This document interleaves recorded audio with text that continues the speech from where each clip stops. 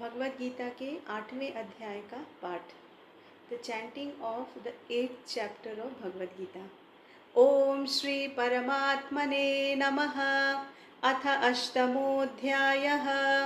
अर्जुन उवाच किं तद्ब्रह्म किमध्यात्मं किं कर्म पुरुषोत्तम अधिभूतं च किं प्रोक्तम् अधिदैवं किमुच्यते अधियज्ञः कथं कोत्र देहेऽस्मिन् मधुसूदन प्रयाणकाले च कथं ज्ञेयोऽसि नियतात्मभिः।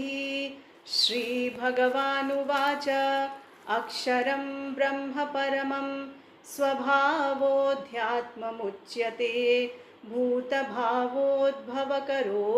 विसर्गः कर्म संज्ञितः अधिभूतं क्षरो भावः पुरुषश्चाधिदैवतम् अधियज्ञोऽहमेवात्र देहे देहभृतां वर अन्तकाले च मामेव स्मरन्मुक्त्वा कलेवरं यः प्रयाति समद्भावं याति नास्त्यत्र संशयः। यं यं वापि स्मरन् भावं त्यजत्यन्ते कलेवरं तं तमेवैति कौन्तेय सदा तद्भावभावितः।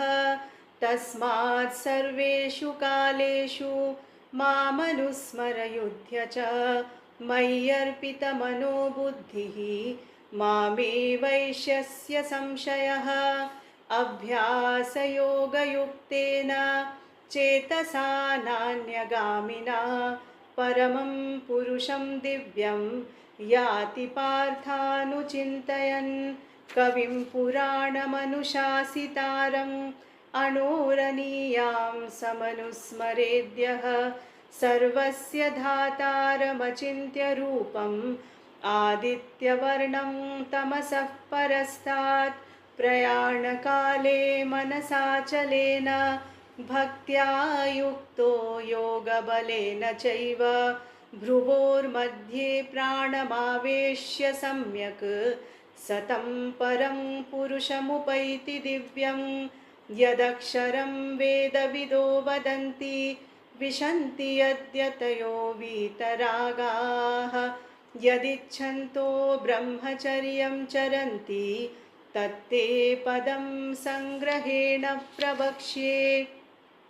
सर्वद्वाराणि संयम्य मनोहृदि निरुध्य च